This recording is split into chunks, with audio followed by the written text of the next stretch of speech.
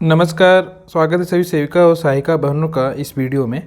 आज की वीडियो में बताएंगे कि जो प्रोत्साहन राशि है उसको लेकर के कुछ दिशा निर्देश जो लागू किए गए हैं और इसको जल्द से जल्द देने का बताया गया है। हर एक प्रखंड में हर एक CDPO मैडम को और DPO मैडम को ये दिया गया है। अभी देख पा रहे हैं आप, ये लेटर डायरेक्टर सर ने दिया हुआ है सभी CDPO और DPO मैडम को। ठीक है, ये आपको 16 नवंबर को ये लेटर आया था। इसका पत्रांक है 5772। ठीक है, और इस पत्र में हम आगे आपको दिखा देते हैं क्या जानकारी दी गई है। ठीक है, इस पत्र का जो विषय आप देख पा रहे हैं या लिखा हुआ है वित्तीय वर्ष 22-23 यानी कि मार्च 2022 से लेकर के अभी यानी कि नवंबर 2022 तक। ये आपको मार्च 2023 तक के लिए है, लेकिन अभी नवंबर चल रहा है तो हम मान के चलेंगे कि मार्च 2022 से लेकर के नवंबर 2022 तक का जो महीना है इसमें जो प्रोत्साहन राशि है सेविका बहनों को दिया जाना है और इसके लिए ये तत्काल प्रभाव से लागू किया गया है कि जल्द से जल्द इसको दिया जाए। इसी संबंध में ये लेटर निकाला गया है और आप नीचे देख पा रहे हैं कि यहाँ पे लिखा हुआ है कि महाशय, उपयुक्त विषय के संबंध में कहना है कि पोषण अभियान NNM अंतर्गत वित्तीय वर्ष 22-23 में सेविकाओं के प्रोत्साहन राशि के व्यय संबंधित वित्तीय निर्देश निम्नलिखित है।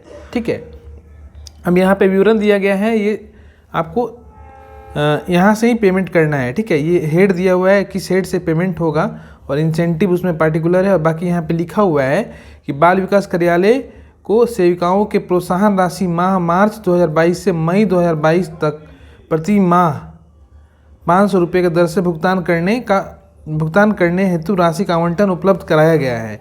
सेविकाओं को प्रोत्साहन राशि का भुगतान भारत सरकार के प्राप्त पत्रांक संख्या दिया हुआ है, ये इसके अनुसार ही 13 सितंबर एवं निदेशालय के पत्रांक संख्या 3478 दिनांक 18/7/22 के आलोक में निर्धारित मानकों को, इसके बारे में आपको हम बताएंगे ये क्या मानक है, किस आधार पे आपको प्रोत्साहन राशि मिलेगी, इसके बारे में भी वो लेटर आपको अभी हम दिखाएंगे। अभी यही है कि अभी देखिए मार्च से लेकर के मई तक यानी कि मार्च अप्रैल मई 3 महीने तक का अभी राशि आवंटित किया गया है। ठीक है, तो इसके विषय में आपको यहाँ बताया जाएगा नीचे। अतः यहाँ पे लिखा हुआ है अतः निर्देश है कि वित्तीय दिशा निर्देश के अनुरूप राशि का व्यय किया जाना सुनिश्चित करेंगे। ठीक है, और यहाँ पे जिसकी प्रतिलिपि ब्लॉक कोऑर्डिनेटर और डिस्ट्रिक्ट कोऑर्डिनेटर को दी गई है, तो इसके बारे में हम आगे अभी देख लेते हैं कि दूसरा जो लेटर है क्या मानक है जो पूरा करना होगा आप लोगों को। यह दूसरा पत्र है जो मैं आपको दिखा रहा हूँ। और देखिए जो भी मैं यहाँ बता रहा हूँ ये ऐसा नहीं कि बिहार की सेविकाओं के लिए है, ये संपूर्ण भारत की सेविका सहायिका बहनों के लिए है। क्योंकि देखिए जो भी ये लेटर निकलता है राज्य सरकार के द्वारा ICDS के द्वारा, वो निकलता है केंद्र सरकार के जो नीति आयोग के द्वारा जो नियम बनाया जाता है, जो वहाँ पे उसके अनुसार ही वो निकलता है, उसके अनुसार ही वो सारा नियम बनता है। तो ये राज्य सरकार स्वतंत्र नहीं है, वो केंद्र सरकार के आधार पे ही आगे का वो नियम बनाती है जो कि NNM के जुड़ी हुई योजनाओं के आधार पे होता है। ठीक है, तो जितनी भी NNM के द्वारा जो फंड आ रही है या NNM के द्वारा जो नियम बन रहा है वो सारा केंद्र सरकार के द्वारा मॉनिटर किया जाता है। उनके द्वारा जो आता है आदेश वो उनका राज्य स्तर पे पालन होता है। तो ये देखिए ये लेटर में क्या गया है, कुछ दिशा निर्देश दिया गया है जिसके आधार पर ही इंसेंटिव मिलेगा 500 रुपया। ये पहले भी मैं बता चुका हूँ, लेकिन एक बार आप देख लेंगे जो नए हैं इसमें क्या नियम है, डायरेक्ट उसी पर आ जाते हैं किन चीज़ों को ध्यान में रखा जाएगा। ठीक है,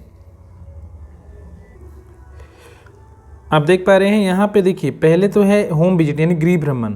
इसमें 1 गर्भवती 1 धात्री और 2 बच्चे, ये रोजाना आपको करना है यानी कि 100 विजिट यहाँ माना गया है। ठीक है, यानी कि एक सेविका बहन को महीने में 100 होम विजिट करना है, गृह भ्रमण। ठीक है, जिसमें से कि ये दिया गया है कि कम से कम आप यहाँ पे 60% भी करें, यानी कि 100 में से 60 भी करेंगे अगर, तो आपको इंसेंटिव के लिए आप एलिजिबल हैं। लेकिन आप यहाँ पे 59 अगर करते हैं तो आप यहाँ पे नहीं मिलेगा आपको प्रोत्साहन राशि। कम से कम 60 करना है। ठीक है, ये तो होम विजिट के लिए बात हो गई। अब यहाँ पे वजन लंबाई के लिए, यहाँ पे ग्रोथ मॉनिटरिंग के लिए क्या दिया गया है, ग्रोथ मॉनिटरिंग के लिए देखिए यहाँ पे गाइडलाइन इशू किया गया था 1 नवंबर 2021 को। उसमें बताया गया था कि 80% कम से कम आपका बच्चों का ये होम ग्रोथ मॉनिटरिंग यानी कि वजन और लंबाई दर्ज होना चाहिए पोषण ट्रैकर में। ठीक है, तो इसका एक फिजिकल रजिस्टर मेंटेन किया जाना भी है केंद्र पर। अगर वो आप किए होंगे तो LS के द्वारा वेरीफाई करके वो रिपोर्ट दिया जाएगा और उसी आधार पे एक डिटेल्ड ये बनेगा एनालिसिस, और उसके आधार पे ही चयन किया जाएगा कि किन सेविका और सहायिका बहनों को ये प्रोत्साहन राशि देना है। तो ये क्राइटेरिया है 60% होम विजिट। ठीक है, 60% होम विजिट और 80% ग्रोथ मॉनिटरिंग। ये मिनिमम बता रहे हैं हम, ऐसे आप इससे ज़्यादा भी कर सकते हैं, 100% भी बहुत लोग का है। तो यही है, तो इसी को ध्यान में रखते हुए ही, इन्हीं को ध्यान में रखते हुए ये दिशा निर्देश दिया गया है। अभी फ़िलहाल जो पैसा आया है मार्च से मई तक का ही आया है, ठीक है। ऐसे नवंबर तक का आना चाहिए, जो मैंने पहले भी वीडियो में बताया था, क्योंकि नवंबर का माह चला गया, अब दिसंबर चल रहा है, तो नवंबर तक का आना चाहिए था। लेकिन फ़िलहाल राशि की अभाव जो भी है वो अभी कम आया है। हो सकता है हम बात कर रहे हैं कल या परसों और राशि का आवंटन आ जाए, क्योंकि डिमांड किया गया है, ठीक है। तो जैसे ही आती है, फिलहाल ये 3 महीने का रिपोर्ट जल्द से जल्द तैयार करने के लिए दिया गया है। सभी सेविका बहनों को 500 रुपये और सहायिका बहन को 250 रुपये, ठीक है। सहायिका बहन को सेविका को मिलेगा, उसकी सहायिका को ऑटोमेटिक ही मिल जाएगा, ठीक है। तो यही है फिलहाल। तो उम्मीद है कि आपको ये वीडियो पसंद आई होगी, और पूरा वीडियो देखने के लिए बहुत बहुत धन्यवाद। नए हैं सब्सक्राइब जरूर करेंगे। हम फिर मिलते हैं अगले वीडियो में। धन्यवाद।